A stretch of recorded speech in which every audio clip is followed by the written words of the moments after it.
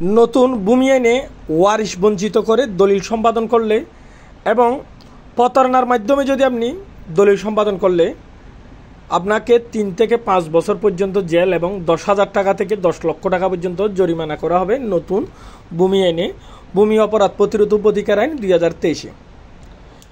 বিষয়টা যদি আমি আরেকটু সহজভাবে বলি, আমাদের সমাজে দেখা যায়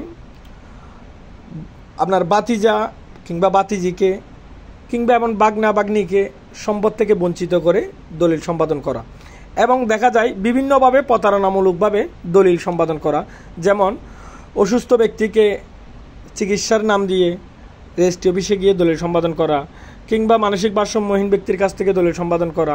এই সমস্ত দলিল সম্পাদন করলে আপনার নতুন আইনে এই দলিলের মালিককে ফৌজদারি অপরাধ সংগঠনের জন্য আইনের আওতায় এনে শাস্তির বিধান রাখা হয়েছে 3 মাস থেকে 5 বছর পর্যন্ত, এমনকি অর্থদণ্ড হিসাবে 10,000 টাকা থেকে 10 লক্ষ টাকা পর্যন্ত অর্থদণ্ডের ব্যবস্থা রাখা হয়েছে। সুতরাং যারা এই সমস্ত কাজে লিপ্ত আছেন আপনারা কিন্তু এই সমস্ত কাজ থেকে বেরিয়ে আসুন এবং যারা এদের ভুক্তভোগী আপনারা নতুন ভূমি এনে মামলা করুন। ধন্যবাদ।